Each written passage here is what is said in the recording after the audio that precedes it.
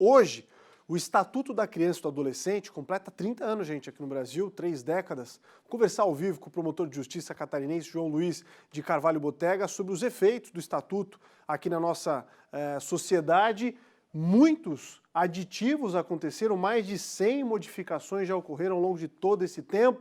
Promotor, obrigado por estar com a gente. Uma avaliação, ele é mais benéfico do que traz problemas? O que nós precisamos mudar e o que ele trouxe de bom para a sociedade brasileira moderna dos dias de hoje? Bom, boa tarde a todos os nossos telespectadores. Agradecer o convite e o espaço. Dizer que o Estatuto é uma lei fundamental para a gente compreender a proteção integral dos direitos das crianças e adolescentes no Brasil. Sem o Estatuto, nós não teríamos certamente os avanços que nós temos hoje, quando a gente olha para a realidade social do Brasil em 1990 e olhamos para a realidade social do Brasil em 2020. Claro que o Estatuto não é uma lei perfeita, né, e está sujeita a alterações, a aperfeiçoamentos, como tem acontecido, né, você mencionou muito bem.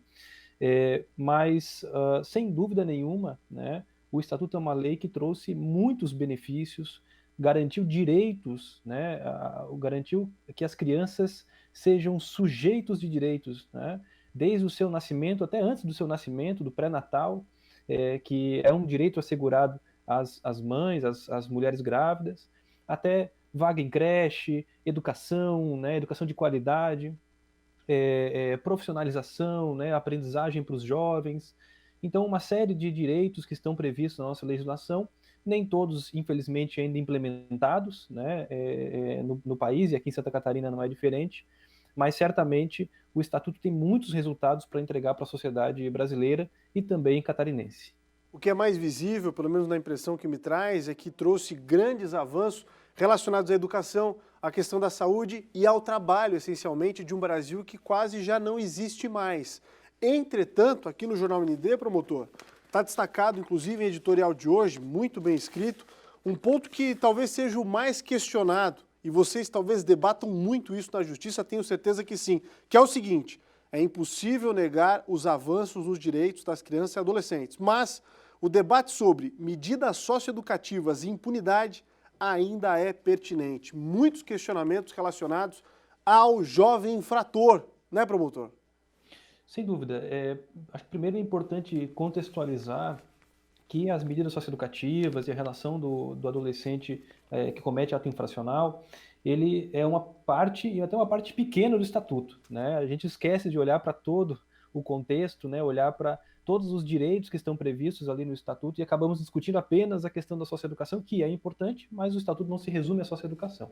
Agora, se formos discutir o sistema socioeducativo, sem dúvida ele precisa de aperfeiçoamentos, né? Como eu mencionava antes, mas nós temos que avaliar também até que ponto o Estado brasileiro, né, o governo federal, os governos estaduais, os governos municipais, de fato estão implementando a garantia dos direitos com prioridade absoluta para que a gente possa discutir o sistema socioeducativo adequado, né? Nós temos hoje, por exemplo, os municípios, né, que executam as medidas socioeducativas de meio aberto, eles devem ter um sistema municipal de atendimento socioeducativo. Poucos têm, né? Ou muitos têm, mas têm apenas no papel. Nós precisamos de maiores investimentos no sistema socioeducativo de meio fechado, né? Onde os adolescentes cumprem as medidas de privação de liberdade. Mas, para além disso, né, nós temos que analisar os dados, né, e identificar que, primeiro, os índices, por exemplo, de reincidência dos adolescentes que cometem ato infracional em comparação com os adultos que estão no sistema prisional, os nossos índices são muito inferiores, né? Nós temos uma diferença muito grande. Os adolescentes que cumprem as medidas socioeducativas são atendidos de forma individualizada, têm a garantia dos seus direitos preservadas. Então não é uma discussão simples de punir ou não punir, porque a verdade é que os adolescentes, é um mito que nós temos que quebrar, né? Que os adolescentes não respondem por aquilo que praticam, isso é falso. A verdade é que eles respondem por aquilo que praticam, mas respondem de acordo com outro sistema, que não é o sistema penal, mas sim o sistema socioeducativo, que tem medidas de diferentes gravidades, de diferentes dimensões, mas que permite sim a privação de liberdade dos adolescentes que cometem os atos mais graves. Agora, não é uma discussão se vamos punir ou não vamos punir, porque os adolescentes, como eu disse, são sim responsabilizados pelos atos que praticam. O que nós precisamos é investir mas para a implementação de todo o estatuto, para que a gente não tenha esses adolescentes que, infelizmente, se envolvem com um ato infracional, geralmente acompanhado de adultos, né, são massa de manobra de adultos, que eles tenham seus direitos garantidos lá na primeira infância, uma vaga de creche, uma escola de qualidade, um acesso à saúde, atendimento psicossocial, para que eles, eventualmente, quando na idade correta, um trabalho digno, para que eles não precisem ir para o caminho da criminalidade e a gente consiga, então, garantir todos os direitos das crianças e dos adolescentes no Brasil. Promotor, se me permite mais uma perguntinha, outro ponto de muita discussão também é em relação a responsabilidades, a disciplina, agora novamente, que entra aqui no nosso quintal para essa discussão mais ampla da sociedade, inclusive catarinense. O Estatuto, alguns acreditam que o ECA tirou responsabilidade e colocou nas costas do Estado. O senhor também tem essa visão? Acha que não? Acha que ficou mais equilibrado? Que as famílias continuam com grande responsabilidade sobre os menores? O que acrescentou e o que poderia mudar? Ou não? Do jeito que está legal? Sim, então, na verdade o Estatuto trouxe de forma muito importante, né, o que a gente chama de tripé da proteção, né? O tripé da proteção é composto por família, Estado e sociedade. Os três devem estar atuando de forma articulada, de forma efetiva, para que a gente possa garantir todos os direitos. Então, essa ideia de que houve uma sobrecarga de um ou de outro ente, né, seja família, Estado, sociedade, na verdade, ela escamoteia uma discussão mais profunda, né, que é a corresponsabilidade de todos, né? E também esse discurso de que o Estatuto só trouxe direitos e não deveres também não é verdadeiro, né? O Estatuto ele trouxe a garantia de direitos e vejam que é importante que nós tenhamos, por exemplo, quem questiona que é direito de uma criança ter uma vaga em creche, mas esse direito eles tem que estar positivado lá na legislação, por quê?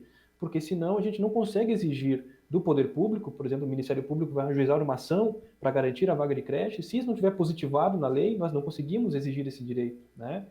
Mas, ao mesmo tempo, ele trouxe, sim, responsabilidade e deveres para os adolescentes, para as crianças, né? Quando a gente pensa, por exemplo, que um adolescente que comete um ato infracional, né, que ato infracional é qualquer tipo de crime previsto em lei, então pode ser, por exemplo, claro, um crime mais grave, como um crime contra a vida, eventualmente um crime contra o patrimônio, mas nós estamos falando também de crimes de ameaça, de crimes contra a honra, injúria, difamação.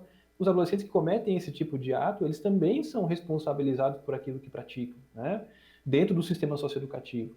Então, na verdade, o que a gente precisa, me parece, é recolocar o tema da criança e do adolescente, garantindo o protagonismo dos adolescentes e das crianças. Nós temos que ouvir o que eles estão dizendo para a gente também, mas garantir que, novamente, nós tratemos crianças e adolescentes como prioridade absoluta aqui no Brasil, né? E por isso que nós temos esse momento de reflexão tão importante nos 30 anos do Estatuto.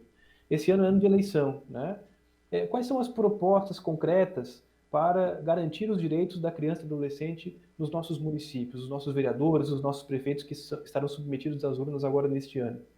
Nós estamos cumprindo realmente todos os direitos? Como estão os nossos conselhos tutelares? Como estão as nossas escolas?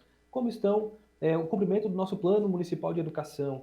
O nosso posto de saúde está bem atendido? O nosso CRAS e o nosso CREAS?